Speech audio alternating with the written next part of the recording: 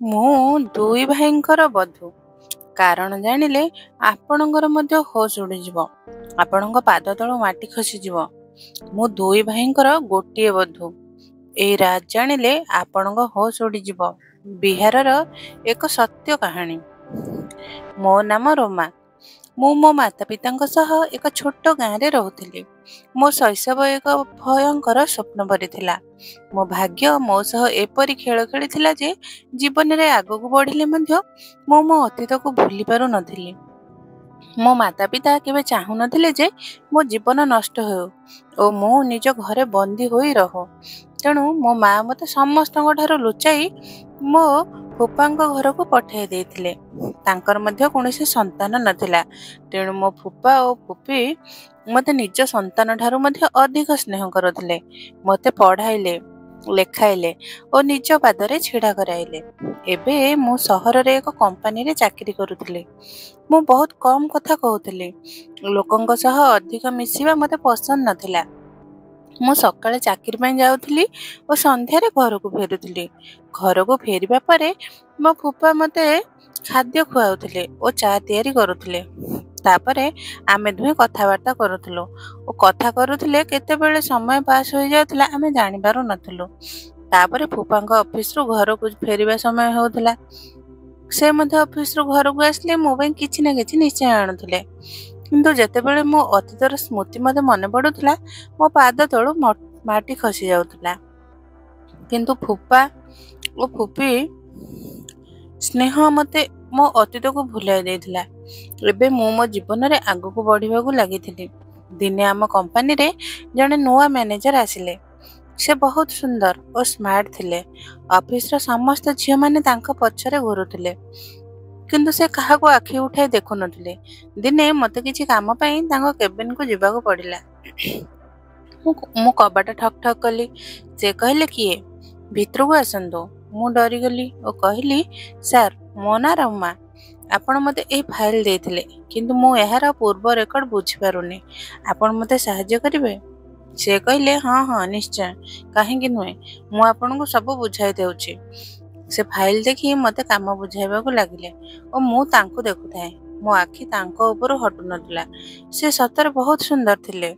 ଏତିକି ବେଳେ ସେ ଆଙ୍ଗୁଠି ବଜାଇ ମୋତେ କହିଲେ, ହେଲୋ ରୋମା, ଆପଣ କାହା ଚିନ୍ତାରେ ଗୁମ୍ ହୋଇଗଲେ?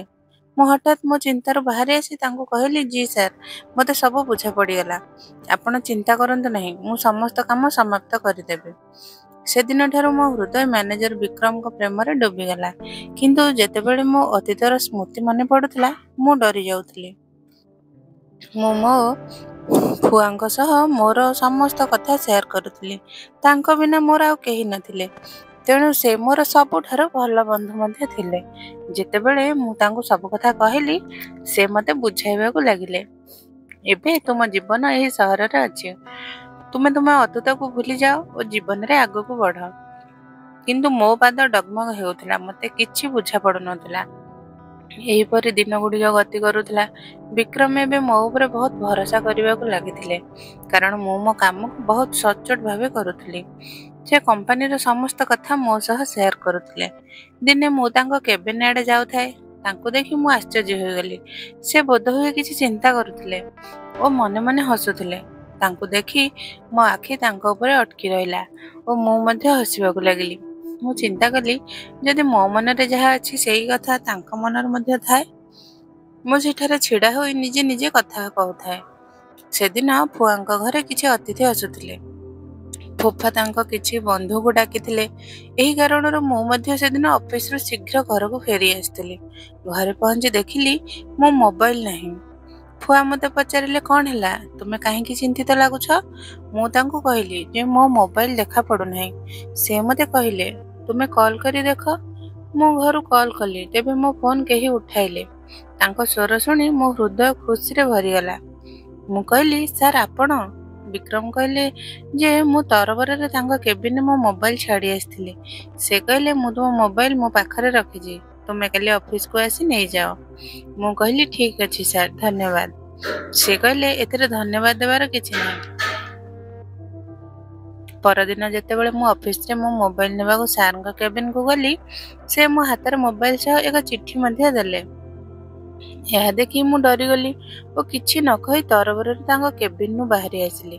ବାହାରକୁ ଆସି ମୁଁ ମୋ କାମରେ ଲାଗି ପଡ଼ିଲି ଓ ଚିନ୍ତା କରିବାକୁ ଲାଗିଲି ଯେ ଏ ଚିଠିରେ କ'ଣ ଅଛି ଯାହା ସେ ମୋତେ ଦେଇଛନ୍ତି। ଯେମିତି ହେଲେ ସନ୍ଧ୍ୟା ହେଲା ଓ ଯେତେବେଳେ ମୁଁ ଅଫିସରୁ ଘରକୁ ଗଲି ମୁଁ ମୋ ରୁମ୍ରେ ଆସି ସେ ଚିଠି ପଢ଼ିଲି। ଚିଠି ପଢ଼ିବା ପରେ ମୋ ଝାଳ ବାହାରିବାକୁ ଲାଗିଲା। ମୁଁ ବହୁତ ଡରିଗଲି। ଚିଠିରେ ବିକ୍ରମ ତାଙ୍କ ପ୍ରେମର ଅଭିବ୍ୟକ୍ତି କରିଥିଲେ। ଗୋଟିଏ ପଟେ ମୁଁ ଖୁସି ହେଉଥିଲି ଯେ ମୋ ଚିନ୍ତା ଅନୁଯାୟୀ ସବୁ ହେଉଛି, ବିକ୍ରମ ମଧ୍ୟ ମୋତେ ପସନ୍ଦ କରୁଛନ୍ତି, କିନ୍ତୁ ଅନ୍ୟପଟେ ମୋ ଅତୀତର ଡର ମଧ୍ୟ ଥିଲା। ଏତିକି ବେଳେ ଫୁଆ ସେଠାକୁ ଆସିଲେ। ସେ ମୋ ମୁହଁରେ ଚିନ୍ତା ଦେଖି ପଚାରିଲେ, ରୋମା କ'ଣ ହେଲା? ତୁମେ କିଛି ଦିନ ହେଲା ଚିନ୍ତିତ ଲାଗୁଛ। ମୁଁ ତାଙ୍କୁ କହିଲି ଯେ ବିକ୍ରମ ମୋତେ ବିବାହ ପାଇଁ ପ୍ରସ୍ତାବ ଦେଇଛନ୍ତି। ସେ ହସି କହିଲେ, ଏତେ ଛୋଟ କଥା ପାଇଁ ତୁମେ କାହିଁକି ଡରୁଛ? ମୁଁ ଡରି ଡରି କହିଲି, ଆପଣଙ୍କୁ ତ ଜଣା ମୁଁ ବିବାହ କିପରି କରିବି।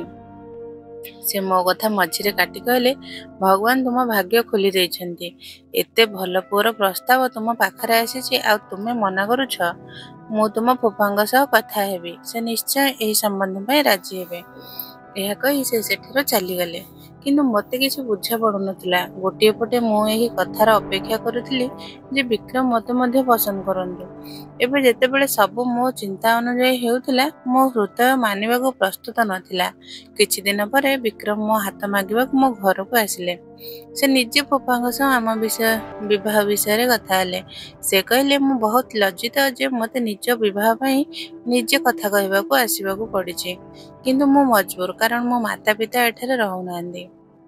ଫୁଆ ଓ ଫୁଫାଙ୍କୁ ବିକ୍ରମ ଏତେ ପସନ୍ଦ ହେଲେ ଯେ ସେମାନେ ତୁରନ୍ତ ବିବାହ ପାଇଁ ହଁ କରିଦେଲେ।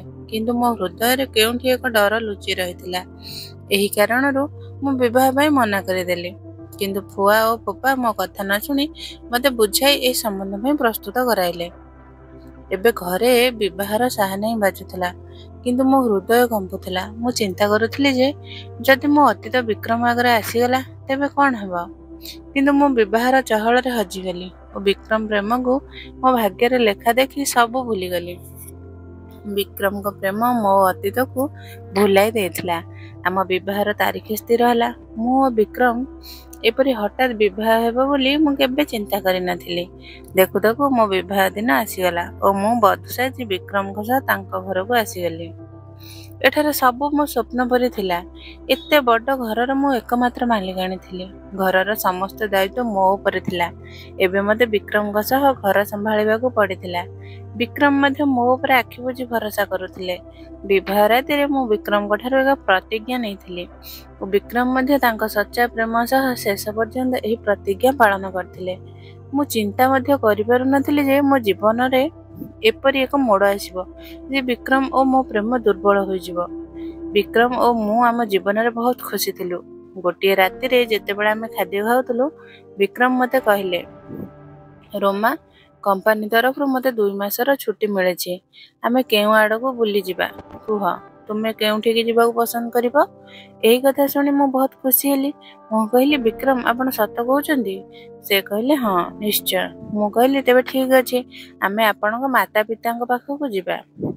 ମୁଁ ଆଜି ପର୍ଯ୍ୟନ୍ତ ତାଙ୍କୁ ଦେଖିନାହିଁ। ଏହି କଥା ଶୁଣି ବିକ୍ରମ ବହୁତ ଖୁସି ହେଲେ। ସେ କହିଲେ, ତୁମେ ତ ମୋ ହୃଦୟ ଜିତିନେଲ। ସେ ମୋତେ କହିଲେ ଯେ ତାଙ୍କ ମାତା ପିତା ଗାଁରେ ରହୁଛନ୍ତି ଓ ସେମାନେ ବହୁତ ଭଲ। ମୋତେ ପଢ଼ିବାର ବହୁତ ସଉକ ଥିଲା, ତେଣୁ ସେମାନେ ମୋ ଶୈଶବରେ ମୋତେ ପଢ଼ାଇବା ପାଇଁ ସହରକୁ ପଠାଇ ଦେଇଥିଲେ। ମୁଁ ମଧ୍ୟ ବହୁତ ଦିନ ହେଲା ତାଙ୍କୁ ଭେଟି ନାହିଁ, କିନ୍ତୁ ମୋର ତାଙ୍କ ସହ ଫୋନରେ କଥା ହେଉଛି। ଆମ ବିବାହ ବିଷୟରେ ମଧ୍ୟ ମୁଁ ତାଙ୍କୁ ଫୋନରେ କହିଥିଲି ଓ ସେ ଶୁଣି ବହୁତ ଖୁସି ହୋଇଥିଲେ। ଏବେ ସେ ଆମ ଦୁହିଁଙ୍କୁ ଦେଖି ବହୁତ ଖୁସି ହେବେ। ମୁଁ ପ୍ୟାକିଂ ଆରମ୍ଭ କରିଦେଲି ଓ ବିକ୍ରମ ଟ୍ରେନ୍ ଟିକେଟ୍ କରାଇଦେଲେ। ପରଦିନ ଯେତେବେଳେ ମୁଁ ଉଠିଲି, କେହି କବାଟ ଠକ୍ ଠକ୍ କଲେ। ମୁଁ ଯାଇ କବାଟ ଖୋଲିଲି। ବାହାରେ ଜଣେ ଲୋକ ଛିଡ଼ା ହୋଇଥିଲେ। ସେ ମୋତେ କହିଲେ, ଏହା ଟିକେଟ ବିକ୍ରମ ସାର୍ ପଠାଇଛନ୍ତି। ମୁଁ ତାଙ୍କଠାରୁ ଟିକେଟ୍ ନେଇ ଭିତରକୁ ଆସିଲି। ଯେତେବେଳେ ମୁଁ ଟିକେଟ୍ ଦେଖିଲି, ମୋ ଆଖି ପୁରା ଫାଟିକି ରହିଗଲା। ମୁଁ ବହୁତ ଡରିଗଲି। ଏତିକି ବେଳେ ବିକ୍ରମ ଆସିଗଲେ। ସେ ମୋତେ ଦେଖି କହିଲେ, ରୋମା, ତୁମେ କେଉଁଠି ହଜିଗଲ? ସବୁ ଠିକ୍ ତ? ମୁଁ କହିଲି, ହଁ, ସବୁ ଠିକ୍ ଅଛି।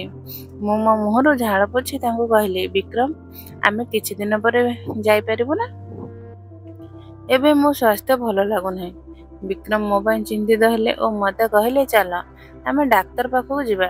ମୁଁ କହିଲି, ନା, କେବଳ କିଛି ଥକ୍କା ଲାଗୁଛି, ଆରାମ କଲେ ଠିକ୍ ହୋଇଯିବ। ବିକ୍ରମ ମୋ ପାଇଁ ଚା ତିଆରି କଲେ ଓ ଔଷଧ ଦେଲେ। ମୁଁ ମୋ ରୁମ୍ରେ ଯାଇ ଆରାମ କରିବାକୁ ଲାଗିଲି। ମୁଁ ଚିନ୍ତାରେ ପଡ଼ିଗଲି। ମୋ ମନରେ ହଜାର ପ୍ରଶ୍ନ ଘୁରୁଥିଲା। ମୁଁ ପୁଅଙ୍କ ନମ୍ବର ଡାଏଲ କଲି, କିନ୍ତୁ ତାଙ୍କ ନମ୍ବର ଲାଗୁନଥିଲା। ଏବେ ମୁଁ ଚିନ୍ତା କରୁଥିଲି ଯେ ମୁଁ ବିକ୍ରମକୁ କିପରି ମନା କରିବି। ଆଖିରେ ମୁଁ ହିଁ ତାଙ୍କୁ କହିଥିଲି ଯେ ଆମେ ତାଙ୍କ ମାତା ପିତାଙ୍କୁ ଭେଟିବାକୁ ଯିବା। ଓ ତାପରେ ମୁଁ ଚିନ୍ତା କଲି ଯେ ହୁଏତ ମୋ ଚିନ୍ତା ଅନୁଯାୟୀ କିଛି ନାହିଁ, ଏହା ସବୁ ମୋ ଭ୍ରମ। ମୁଁ ଯିବା ପାଇଁ ପ୍ୟାକିଂ ଆରମ୍ଭ କରିଦେଲି। ବିକ୍ରମ ବହୁତ ଖୁସି ଥିଲେ, କିନ୍ତୁ ମୋ ହୃଦୟ ପୁରା ରାସ୍ତା ଚିନ୍ତିତ ରହିଲା। ମୋତେ କିଛି ବୁଝା ପଡ଼ୁନଥିଲା ଯେ ମୁଁ ବିକ୍ରମକୁ କିପରି କହିବି। ଟ୍ରେନର ଏହି ଯାତ୍ରା ମୋତେ କେଉଁ ମଞ୍ଜିଲକୁ ନେଇଯିବ ମୁଁ ଜାଣିନଥିଲି। ମୁଁ ଜାଣିନଥିଲି ଏହି ଯାତ୍ରା କେଉଁଠି ଶେଷ ହେବ। ଯେମିତି ଟ୍ରେନ ଅଟକିଲା ଓ ଆମେ ଟ୍ରେନରୁ ଓହ୍ଲାଇଲୁ, ମୋ ଆଖି ଆଗରେ ଅନ୍ଧକାର ଛାଇଗଲା ଓ ମୋତେ ଚକ୍କର ଆସିବାକୁ ଲାଗିଲା। ବିକ୍ରମ ମୋତେ ସମ୍ଭାଳିଲେ ଓ ଷ୍ଟେସନରେ ବସାଇଦେଲେ। ସେ ମୋତେ ଜୁସ୍ ପିଆଇଲେ ଓ କହିଲେ, ତୁମ ସ୍ୱାସ୍ଥ୍ୟ ସତରେ ଠିକ୍ ନାହିଁ। ମୁଁ ତୁମ କଥା ମାନି କିଛି ଦିନ ଅପେକ୍ଷା କରିବା ଉଚିତ ଥିଲା, କିନ୍ତୁ ତାପରେ ମୋତେ ଛୁଟି ମିଳିନଥାନ୍ତା। ମୁଁ କହିଲି, ଏପରି କିଛି ନାହିଁ, ମୁଁ ଠିକ୍ ଅଛି। ମୁଁ ବହୁତ କଷ୍ଟରେ ନିଜକୁ ବୁଝାଇଲି। ମୁଁ ଓ ବିକ୍ରମ ଷ୍ଟେସନରୁ ଗାଁ ଆଡ଼କୁ ଚାଲିଲୁ। ମୋ ହୃଦୟ ଜୋରରେ ଜୋରରେ ଧଡ଼କୁଥିଲା। ମାନେ ମୋ ପାଦ ଆଗକୁ ବଢ଼ିବାକୁ ପ୍ରସ୍ତୁତ ନଥିଲା। ଯେମିତି ଆମେ ବିକ୍ରମଙ୍କ ଘର ଆଡ଼େ ଯାଉଥିଲୁ, ମୋ ହୃଦୟ ବହୁତ ବ୍ୟାକୁଳ ହେଉଥିଲା। ଆମେ ତାଙ୍କ ଘର କବାଟ ପାଖରେ ପହଞ୍ଚିଲା ବେଳେ ଡରରେ ମୋ ଝାଳ ବାହାରିବାକୁ ଲାଗିଲା। ଜାଣିନଥିଲି ମୋ ଭାଗ୍ୟ ମୋ ସହ କ'ଣ ଖେଳ ଖେଳୁଛି। ମୋତେ କିଛି ବୁଝା ପଡ଼ୁନଥିଲା। ଯେମିତି ଘରର କବାଟ ଖୋଲିଲା, ମୋ ରୁମ୍ ଖଡ଼ା ହେଇଗଲା। ଭିତରେ ଜଣେ ବୁଢ଼ା ଲୋକ ଥିଲେ। ସେ ବିକ୍ରମଙ୍କ ବାପା ଥିଲେ। ମୁଁ ତୁରନ୍ତ ମୋ ମୁହଁ ଢାଙ୍କିଦେଲି ଓ କାଶିବାର ଅଭିନୟ କରିବାକୁ ଲାଗିଲି। ବିକ୍ରମ ମୋତେ ପଚାରିଲେ, କ'ଣ ହେଲା? ମୁଁ କହିଲି, କିଛି ନାହିଁ। ଆସିଲେ ମୋତେ ଶୈଶବରୁ ଧୂଳି ମାଟିରୁ ଆଲର୍ଜି ଅଛି ଓ ଏହି ଗାଁରେ ଧୂଳିମାଟି ବହୁତ ଅଧିକ, ତେଣୁ ମୋତେ ଏଠାରେ ମୁହଁ ଢାଙ୍କି ରହିବାକୁ ପଡ଼ିବ। ବିକ୍ରମ କହିଲେ, ଚାଲ, ଠିକ୍ ଅଛି, ଭିତରକୁ ଆସ। ବିକ୍ରମ ତାଙ୍କ ବାପାଙ୍କୁ ଭେଟି ବହୁତ ଖୁସି ହେଲେ। ସେ ତାଙ୍କୁ ଆଲିଙ୍ଗନ କରି ସ୍ନେହ କରିବାକୁ ଲାଗିଲେ। ଭିତରେ ଜଣେ ବୁଢ଼ୀ ମହିଳା ଥିଲେ, ଯିଏ ବିକ୍ରମଙ୍କ ମା ଥିଲେ। ତାଙ୍କୁ ଦେଖି ମୁଁ ମଧ୍ୟ ଆଶ୍ଚର୍ଯ୍ୟ ହୋଇଗଲି। ମୁଁ ମୋ ମୁହଁକୁ ଆହୁରି ଭଲ ଭାବେ ଢାଙ୍କିଦେଲି। ବିକ୍ରମ ସମସ୍ତଙ୍କୁ ମୋ ଆଲର୍ଜି ବିଷୟରେ କହିଦେଲେ। ବିକ୍ରମଙ୍କ ଭଉଣୀ ମୋତେ ଘୁରି ଘୁରି ଦେଖୁଥିଲେ ଓ ଅଜଣା ଢଙ୍ଗରେ କହିବାକୁ ଲାଗିଲେ, ଲାଗୁଛି ଭାଉଜ ବହୁତ ସୁନ୍ଦରୀ। ଏହି କାରଣରୁ ସେ ଆମକୁ ତାଙ୍କ ମୁହଁ ଦେଖାଉ ନାହାନ୍ତି। ଏହି କଥାରେ ସମସ୍ତେ ହସିବାକୁ ଲାଗିଲେ। ତାପରେ ସେ କହିଲେ, ମୁଁ ତ ମଜା କରୁଥିଲି। ତାପରେ ଆମେ ସମସ୍ତେ ମିଶି ଖାଦ୍ୟ ଖାଇଲୁ। ବିକ୍ରମ ମଧ୍ୟ ବର୍ଷ ବର୍ଷ ପରେ ତାଙ୍କ ଘରକୁ ଭେଟି ବହୁତ ଖୁସି ହେଉଥିଲେ, କିନ୍ତୁ ମୁଁ ଡରି ଓ ସଂକୁଚିତ ହୋଇ ବସିଥିଲି। ଖାଦ୍ୟ ଟେବୁଲରେ ସମସ୍ତେ ହସ ଖୁସିରେ କଥା ହେଉଥିଲେ। ଏତିକି ବେଳେ ବିକ୍ରମ ପଚାରିଲେ, ରାଜୀବ କେଉଁଠି? ମୁଁ ଆସିବା ପରେ ତାକୁ ଦେଖି ନାହିଁ। ଏହା ଶୁଣି ମୋତେ ଆଘାତ ଲାଗିଲା ଓ ମୋ ହାତରୁ ଖାଦ୍ୟ ଥାଳି ଖସି ପଡ଼ିଲା। ମୋତେ ଦେଖି ବିକ୍ରମଙ୍କ ଭଉଣୀ କହିଲେ, ଲାଗୁଛି ଭାଉଜ ତାଙ୍କ ଦେୱରଙ୍କ ନାମ ଶୁଣି ଚମକି ପଡ଼ିଲେ। ବିକ୍ରମଙ୍କ ମା କହିଲେ, ବସ୍ କର ରାୟମ୍ମା, ତୁମ ଭାଉଜ ଆସିବା ପରେ ତୁମେ ତାଙ୍କ ପଛରେ ପଡ଼ିଗଲ। ସେ କହିଲେ, ମା, ମୁଁ ତ ମଜା କରୁଥିଲି। ବିକ୍ରମଙ୍କ ବାପା କହିଲେ ଯେ ରାଜୀବ କିଛି କାମରେ ଗାଁ ବାହାରକୁ ଯାଇଛି। ତାର ମଧ୍ୟ ବିବାହ ହୋଇଗଲାଣି। କିଛି ଦିନରେ ସେ ଫେରି ଆସିବ ଓ ତାର ସ୍ତ୍ରୀକୁ ମଧ୍ୟ ସାଙ୍ଗରେ ଆଣିଛି, ଯେପରି ତାର ମଧ୍ୟ କିଛି ବୁଲାବୁଲି ହେବ। ଖାଦ୍ୟ ଖାଇବା ପରେ ମୁଁ ମୋ ରୁମ୍କୁ ଆସିଲି ଓ ମୋ ମୁହଁରୁ ମାସ୍କ ହଟାଇଲି। ମୁଁ ନିଜକୁ ଆଇନାରେ ଦେଖିବାକୁ ଲାଗିଲି। ମୋ ମନରେ ଅନେକ ପ୍ରଶ୍ନ ଆସୁଥିଲା। ମୋ ଭିତରେ ଏକ ଅଜଣା ବ୍ୟାକୁଳତା ହେଉଥିଲା। ଏତିକି ବେଳେ କେହି କବାଟ ଠକ୍ ଠକ୍ କଲେ। ମୁଁ ତୁରନ୍ତ ମୋ ମାସ୍କ ପିନ୍ଧିଲି। କବାଟରେ ବିକ୍ରମ ଥିଲେ।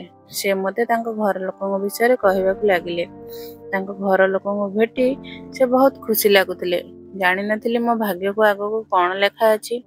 ମୁଁ ତାଙ୍କୁ କିଛି କହିପାରୁନଥିଲି, କାରଣ ମୁଁ ବିକ୍ରମକୁ ହରାଇବାକୁ ଡରୁଥିଲି।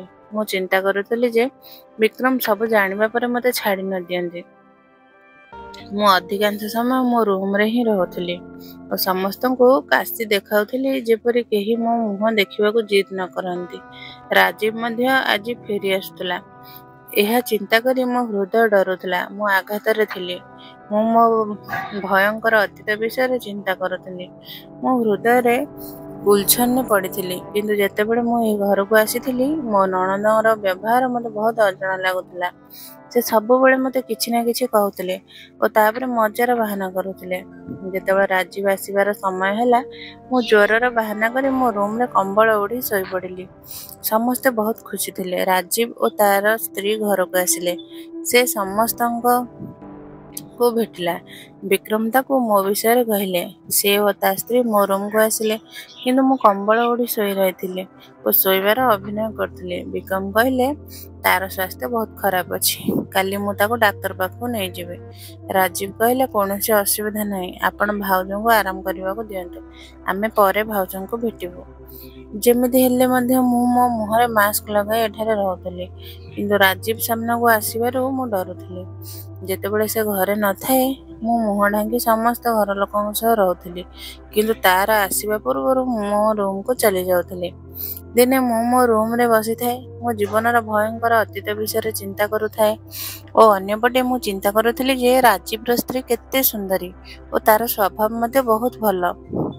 ହଠାତ୍ ମୋ ନଣନ୍ଦ ମୋ ରୁମ୍କୁ ଆସିଗଲା। ମୁଁ ତୁରନ୍ତ ମୋ ମୁହଁ ଲୁଚାଇଲି ଓ କାଶିବାକୁ ଲାଗିଲି। ସେ କହିଲେ ଆପଣଙ୍କୁ ଡର ଲାଗୁଛି ଯେ ରାଜୀବ ଭାଇଙ୍କ ସ୍ତ୍ରୀ ଆପଣଙ୍କ ଠାରୁ ଅଧିକ ସୁନ୍ଦରୀ। ତେଣୁ ବୋଧହୁଏ ଆପଣ ଆପଣଙ୍କ ମୁହଁ ଦେଖାଉନାହାନ୍ତି। ଜାଣିନାହିଁ ସେ ମୋ ସହ ଏପରି କଥା କାହିଁକି କହୁଥିଲା। ମୁଁ ତାକୁ କହିଲି ନା ଏପରି କୌଣସି କଥା ନାହିଁ। କିଛି ଦିନରେ ମୋ ଔଷଧର କୋର୍ସ ସମାପ୍ତ ହେବ ଓ ମୋ ଆଲର୍ଜି ଦୂର ହେବ। ତାପରେ ମୁଁ ମୁହଁ ଢାଙ୍କିବା ବନ୍ଦ କରିଦେବି। ଏବେ ପାଇଁ ମୁଁ ତାକୁ ଏହି କଥା କହି ଟାଳି ଦେଇଥିଲି। କିନ୍ତୁ ତାର କଥା ମୋତେ ବହୁତ ଚିନ୍ତାରେ ପକାଇ ଦେଇଥିଲା। ମୁଁ ଚିନ୍ତା କରୁଥିଲି ଯେ ତାକୁ ମୋ ସତ୍ୟତା ଜଣା ପଡ଼ିଗଲା ନାହିଁ ତ। ଏତିକିବେଳେ ବିକ୍ରମ ଆସିଲେ ଓ ମୋତେ ପଚାରିଲେ ତୁମ ସ୍ୱାସ୍ଥ୍ୟ ଏବେ କିପରି ଅଛି। ମୁଁ କହିଲି ଏବେ ତ ଠିକ୍ ଅଛି। କେବଳ କିଛି ଦିନର କଥା। ତାପରେ ମୋ ଆଲର୍ଜି ଠିକ୍ ହେଇଯିବ। ସେ ମୋତେ ବହୁତ ପ୍ରେମ କରୁଥିଲେ। ତେଣୁ ମୋର ପ୍ରତ୍ୟେକ କଥା ଆଖି ବୁଜି ମାନି ନେଉଥିଲେ। ଦିନେ ବିକ୍ରମ ମୋତେ କହିଲେ ରାଜୀବ ମୋ ପାଖରେ ଅଭିଯୋଗ କରୁଥିଲା। କହୁଥିଲା ତୁମେ ବହୁତ ଅଜଣା। ତୁମ ସ୍ତ୍ରୀକୁ ଏପର୍ଯ୍ୟନ୍ତ ତୁମ ଭାଇ ସହ ଭେଟାଇ ନାହଁ। ତାଙ୍କର ଏହି କଥା ଶୁଣି ମୁଁ ଆହୁରି ଅଧିକ ଡରିଗଲି। ମୋ ପୁଅଙ୍କ ନମ୍ବର ଡାଏଲ କଲି। କିନ୍ତୁ ତାଙ୍କ ନମ୍ବର ଲାଗୁନଥିଲା ଓ ମୁଁ ବହୁତ ଚିନ୍ତିତ ଥିଲି। ମୋ ଅତୀତର ଏପରି ହଠାତ୍ ମୋ ସାମ୍ନାକୁ ଆସିବା ଭାଗ୍ୟରେ କେଉଁ ଖେଳ ଥିଲା ମୋତେ ବୁଝା ପଡ଼ୁନଥିଲା। ମୁଁ ଘର ଲୋକଙ୍କ ଠାରୁ ମଧ୍ୟ ଲୁଚି ରହୁଥିଲି ଓ ରାଜୀବର ସାମ୍ନାକୁ ଆସିବା ଚିନ୍ତାରେ ମୁଁ ଭାଙ୍ଗି ଯାଉଥିଲି। ମୋ ହୃଦୟ ଜୋରେ ଜୋରେ ଧଡ଼କୁଥିଲା। ତାପରେ କ'ଣ ହେବ ମୁଁ ଜାଣିନଥିଲି ଭାଗ୍ୟ କାହିଁକି ମୋତେ ପୁନର୍ବାର ଏହି ଘରକୁ ଆଣି ଛିଡ଼ା କରାଇଛି। ଅନ୍ୟପଟେ ମୋ ନଣନ୍ଦ ରାୟମା ମୋ ପଛରେ ପଡ଼ିଗଲା। ସେ ମୋତେ ଅଜଣା ପ୍ରଶ୍ନ ପଚାରୁଥିଲା। ସେ ମୋ ସତ୍ୟତା ସମସ୍ତଙ୍କ ଆଗରେ ଆଣିବାକୁ ଚାହୁଁଥିଲା। ନା ସେ ମୋ ବିଷୟରେ ସବୁ ଜାଣିଥିଲା ଓ ଜାଣି ବୁଝି ମୋତେ ପରିଶାନ କରୁଥିଲା। ଦିନେ ରାଜୀବ ମୋ କବାଟ ଠକ୍ ଠକ୍ କଲା। ମୋତେ କହିଲା ଭାଉଜ ମୁଁ ଭିତରକୁ ଆସିପାରିବି। ମୁଁ ଏକଦମ ଡରିଗଲି ଓ ଚିନ୍ତା କରିବାକୁ ଲାଗିଲି ଯେ ଏବେ ମୋ ସହ କ'ଣ ହେବ। ମୋତେ ଝାଳ ବାହାରିବାକୁ ଲାଗିଲା। ମୁଁ ତୁରନ୍ତ ପଛ କବାଟ ଦେଇ ବାହାରକୁ ଚାଲିଗଲି। ମୁଁ ବିକ୍ରମକୁ ଫୋନ୍ କରି କହିଲି ମୁଁ ଡାକ୍ତର ପାଖକୁ ଆସିଛି। ଆଜି ଯେମିତି ହେଲେ ମଧ୍ୟ ମୁଁ ନିଜକୁ ବଞ୍ଚାଇ ନେଲି। ଏବେ ମୋତେ କୌଣସି ଉପାୟରେ ଏହି ଘରୁ ଦୂରକୁ ଯିବାକୁ ପଡ଼ିବ। ଏମିତି ଲାଗୁଥିଲା ଯେମିତି ମୋ ଅତୀତ ମୋ ଆଗାମୀ ଜୀବନର ଏକ ଅଂଶ ହେବାକୁ ଯାଉଛି। ଏବେ ମୁଁ ଗୁମସୁମ ଓ ଚୁପଚାପ ରହିବାକୁ ଲାଗିଲି। ମୁଁ ବିକ୍ରମକୁ କହୁଥିଲି ଦୟାକରି ଏଠାରୁ ଫେରିଚାଲ। ଏଠାରେ ମୋର ଦମ ବୁଝୁଛି। ଏଠାରେ ମୋ ସ୍ୱାସ୍ଥ୍ୟ ଠିକ୍ ରହୁନାହିଁ। ଏଠାରେ ମୋତେ ବହୁତ ବ୍ୟାକୁଳତା ହେଉଛି। ମୋ ମନ ଏଠାରେ ଲାଗୁନାହିଁ। ମୁଁ ବହୁତ ଚିନ୍ତିତ ଥିଲି। ବିକ୍ରମ ଏହା ଦେଖି ଡରିଗଲେ। ବର୍ଷ ବର୍ଷ ପରେ ମୁଁ କିପରି ମୋ ହୋସ ହରାଇ ବସିଲି। ମୁଁ ବହୁତ କଷ୍ଟରେ ନିଜକୁ ସମ୍ଭାଳୁଥିଲି। ଦିନେ ହଠାତ୍ ମୋ ସାମ୍ନାକୁ ରାଜୀବ ଆସିଗଲା। ସେ ମୋତେ ଦେଖି ଘୁରି ଘୁରି ଦେଖିବାକୁ ଲାଗିଲା। କିନ୍ତୁ ମୁଁ ମୋ ମୁହଁ ଢାଙ୍କି ରଖିଥିଲି। କିଛି ସମୟ ପର୍ଯ୍ୟନ୍ତ ସେ ମୋତେ ଏହିପରି ଦେଖୁଥିଲା। ତାପରେ ସେ ମୋ ସ୍ୱାସ୍ଥ୍ୟ ବିଷୟରେ ପଚାରିଲା। ମୁଁ କେବଳ ହଁ କହି ମୁଣ୍ଡ ହଲାଇ ଦେଲି। ତେଣୁ ସେ ମଧ୍ୟ କିଛି ନ କହି ସେଠାରୁ ଚାଲିଗଲା। ମୁଁ ତୁରନ୍ତ ମୋ ଜିନିଷପତ୍ର ପ୍ୟାକ୍ କଲି ଓ ବିକ୍ରମକୁ କିଛି ନ କହି ସେଠାରୁ ଯିବାକୁ ଲାଗିଲି। ଯେମିତି ମୁଁ କବାଟ ପାଖରେ ପହଞ୍ଚିଲି ମୋ ନଣନ୍ଦ ମୋ ହାତ ଧରି ମୋତେ ଘର ଭିତରକୁ ନେଇଗଲା।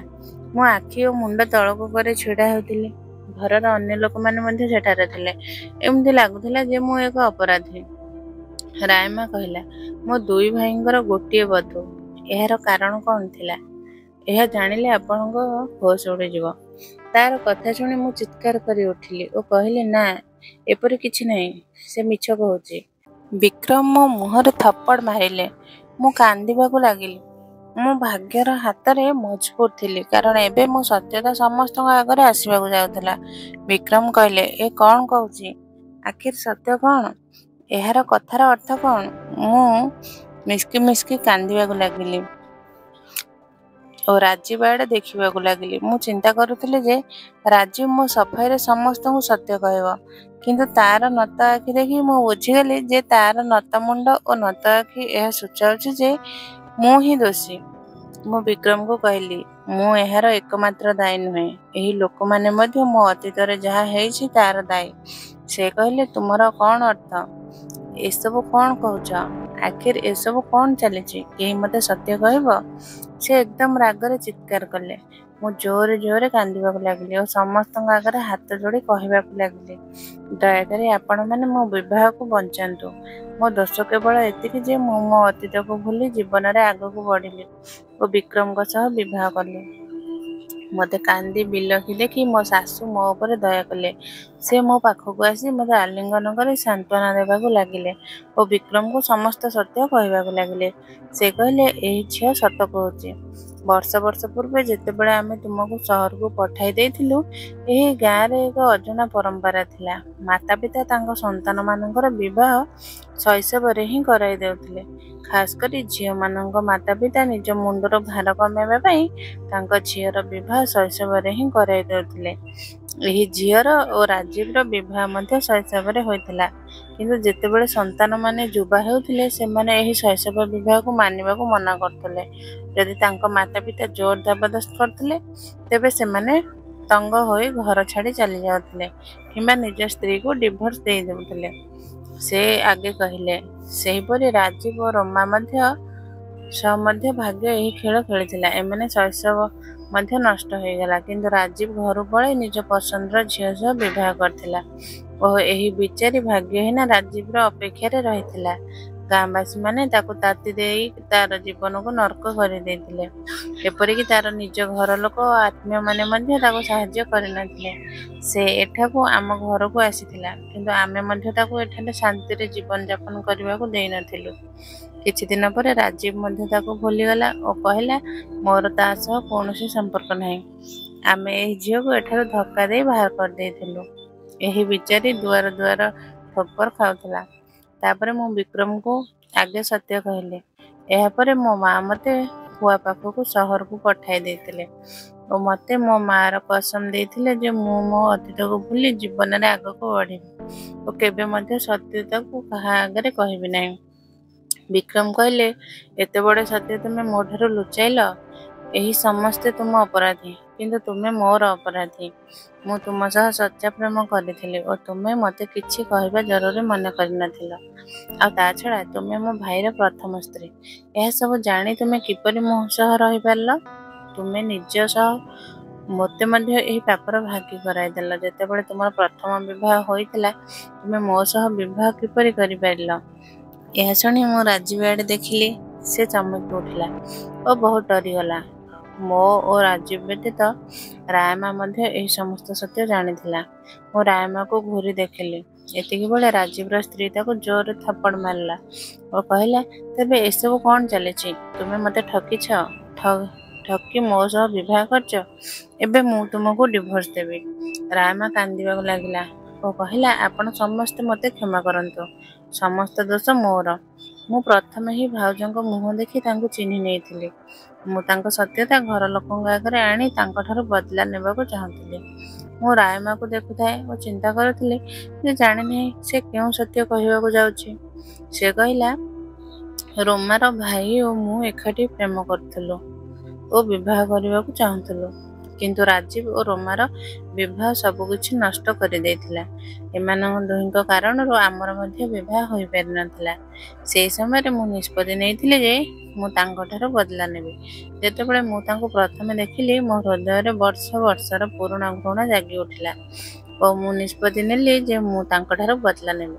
କିନ୍ତୁ ମୋର ଏକ ଭୁଲ କାରଣରୁ ଅନେକ ଲୋକଙ୍କ ଜୀବନ ନଷ୍ଟ ହୋଇଯିବ। ଦୟାକରି ଆପଣ ସମସ୍ତେ ମୋତେ କ୍ଷମା କରନ୍ତୁ।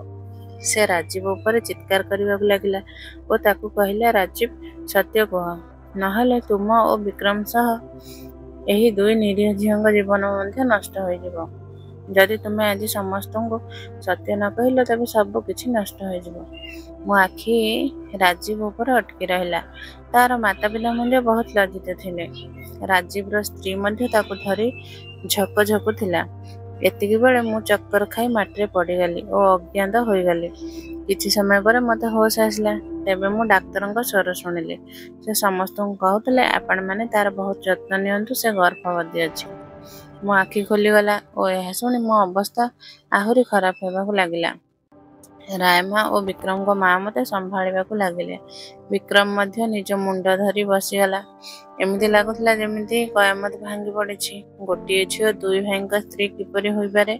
ବିକ୍ରମ ମୋ ଆଗରେ ହାତ ଯୋଡ଼ି କହିଲେ, ଦୟାକରି ମୋତେ ଆଗେ ସତ୍ୟ କୁହ। ତାପରେ ରାୟମା କହିଲା, ବିକ୍ରମ ଭାଇ ରାଜୀବ ହିଁ ଅପରାଧୀ। ଏହା ତା ସହ ଏହିସବୁ କରିଛି ଓ ଏବେ ଚୁପଚାପ ଛିଡ଼ା ହେଉଛି।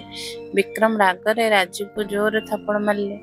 ରାଜୀବ ମାଟିରେ ପଡ଼ିଗଲା ଓ ବିକ୍ରମଙ୍କ ପାଦ ଧରି କ୍ଷମା ମାଗିବାକୁ ଲାଗିଲା ଓ କହିଲା, ମୁଁ ହିଁ ରୋମାର ଅପରାଧୀ। ସେ କହିଲା, ବର୍ଷ ପୂର୍ବେ ଯେତେବେଳେ ମୁଁ ମୋ ଦ୍ୱିତୀୟ ବିବାହ କରିବାକୁ ଚିନ୍ତା କରିଲି, ସେହି ସମୟରେ ମୁଁ ତାକୁ ଡିଭୋର୍ସ ପେପର ପଠାଇ ଦେଇଥିଲି।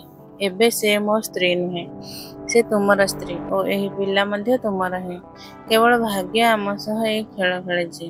ରାଜୀବ ମୋତେ ଓ ରୋମାକୁ ଏହି ପାପରୁ ବଞ୍ଚାଇ ଦେଇଥିଲା।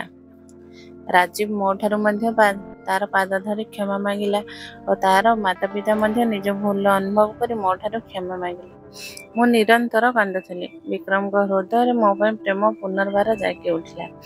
ସେ ମଧ୍ୟ ଜାଣିଥିଲେ ଯେ ଏହାରେ ମୋର କୌଣସି ଦୋଷ ନାହିଁ। ମୁଁ କେବଳ ମୋ ମାଆର କସମ ପାଇଁ ସବୁକିଛି ଲୁଚାଇଥିଲି। ମୋ ଓ ରାଜୀବ ମଧ୍ୟରେ ଏବେ କୌଣସି ସମ୍ପର୍କ ବାକି ନଥିଲା। ବର୍ଷ ପୂର୍ବେ ହିଁ ମୋର ଓ ରାଜୀବର ଡିଭୋର୍ସ ହୋଇଯାଇଥିଲା। ମୁଁ ମଧ୍ୟ ସମସ୍ତଙ୍କୁ କ୍ଷମା କରି ମୋ ହୃଦୟକୁ ସଫା କରିଦେଲି। ରାଜୀବ ତାର ସ୍ତ୍ରୀ ଠାରୁ ମଧ୍ୟ କ୍ଷମା ମାଗିଲା ଓ ସେ ମଧ୍ୟ ତାକୁ କ୍ଷମା କରିଦେଲା। ଏବେ ଆମେ ସମସ୍ତେ ଆମ ଜୀବନରେ ବହୁତ ଖୁସି ଥିଲୁ। କିଛି ମାସ ପରେ ଆମେ ସମସ୍ତେ ସହରକୁ ଆସିଗଲୁ। ଏବେ ଆମେ ସମସ୍ତେ ହସ ଖୁସିରେ ରହୁଥିଲୁ। ମୁଁ ଗୋଟିଏ ଝିଅକୁ ଜନ୍ମ ଦେଇଥିଲି ଓ ରାଜୀବର ଘରେ ମଧ୍ୟ ଗୋଟିଏ ପୁଅ ଜନ୍ମ ହୋଇଥିଲା। ବିକ୍ରମଙ୍କ ମାତା ପିତାଙ୍କୁ ନିଜ ଭୁଲର ବହୁତ ଅନୁଭବ ହେଉଥିଲା। ତେଣୁ ସେମାନେ ନିଷ୍ପତ୍ତି ନେଇଥିଲେ ଯେ ସେମାନେ ନିଜ ନାତି ନାତୁଣୀଙ୍କୁ ପଢ଼ାଇ ଲେଖାଇ ଗାଁର ରୀତିନୀତି ଠାରୁ ଦୂରେଇ ରଖିବେ ଓ ଯଦି ସମ୍ଭବ ହୁଏ ଗାଁର ଏହି ରୀତିନୀତିକୁ ସମାପ୍ତ କରିବେ, ଯେପରି ଆଗାମୀ ପିଲାମାନଙ୍କ ଜୀବନ ନଷ୍ଟ ନ ହୁଏ। ଆଉ ସେହିପରି ହେଲା। ବିକ୍ରମ ତାଙ୍କ ଗାଁକୁ ଯାଇ ସମସ୍ତଙ୍କୁ ବୁଝାଇଲେ ଓ ଏହି ରୀତିନୀତିକୁ ସମାପ୍ତ କରିଦେଲେ ଓ ଆଗାମୀ ପିଢ଼ିଙ୍କ ଜୀବନକୁ ନଷ୍ଟ ହେବାରୁ ବଞ୍ଚାଇଲେ। ଗାଁବାସୀଙ୍କ ଚିନ୍ତାଧାରା ବଦଳାଇ ସେମାନଙ୍କୁ ନିଜ ପିଲାମାନଙ୍କ ପାଠ ପଢ଼ା ଲେଖା ଉପରେ ଧ୍ୟାନ ଦେବାକୁ କହିଲେ। ଯେତେବେଳେ ଆମ ପିଲାମାନେ ବଡ଼ ହେଲେ, ଆମେ ଆମ ପୁଅ ଓ ଝିଅକୁ ବିଦେଶରେ ପଢ଼ିବା ପାଇଁ ପଠାଇଦେଲୁ। ପୁରୁଣା ଓ ପଛୁଆ ରୀତିନୀତି ମନୁଷ୍ୟର ଜୀବନକୁ ନଷ୍ଟ କରିଦିଏ। ଆମେ ଆମ ଅତୀତକୁ ଯେତେ ଭୁଲିବାକୁ ଚେଷ୍ଟା କରୁ, ଦିନେ ନା ଦିନେ ତାହା ଆମ ସାମ୍ନାକୁ ଆସିଯାଏ। କିନ୍ତୁ ଭାଗ୍ୟରେ ଯାହା ଲେଖା ଅଛି ତାକୁ କେହି ବଦଳାଇ ପାରେ ନାହିଁ। ତେବେ ଏହି କାହାଣୀ ବିଷୟରେ ଆପଣଙ୍କ ମତ କ'ଣ କମେଣ୍ଟ କରି ନିଶ୍ଚୟ କୁହନ୍ତୁ। ବନ୍ଧୁମାନେ, ଆପଣଙ୍କୁ ଆମର ଏହି ରୋଚକ କାହାଣୀ କିପରି ଲାଗିଲା ଆପଣ ଆମକୁ କମେଣ୍ଟ ବକ୍ସରେ ନିଶ୍ଚୟ କୁହନ୍ତୁ। ଯଦି ଆପଣଙ୍କ ପାଖରେ ମଧ୍ୟ ଏପରି କୌଣସି ସୁନ୍ଦର କାହାଣୀ ଅଛି କିମ୍ବା ଏପରି ଅନ୍ୟ କୌଣସି କାହାଣୀ ଯାହାର କିଛି ଶିକ୍ଷା ମିଳେ, ତେବେ ଆପଣ ଆମ ସହ ନିଶ୍ଚିତ ସେୟାର କରନ୍ତୁ। ବନ୍ଧୁମାନେ, ଯଦି ଆପଣଙ୍କୁ ଆମର ଏହି ଭିଡ଼ିଓ ଭଲ ଲାଗେ ତେବେ ଆପଣ ଆମର ଏହି ଭିଡ଼ିଓକୁ ଲାଇକ୍ ସେୟାର ନିଶ୍ଚୟ କରନ୍ତୁ ଓ ଏପରି ହୃଦୟସ୍ପର୍ଶୀ ପ୍ରେରଣାଦାୟୀ କାହାଣୀ ଶୁଣିବା ପାଇଁ ଆମ ଚ୍ୟାନେଲକୁ ମଧ୍ୟ ସବସ୍କ୍ରାଇବ୍ କରନ୍ତୁ।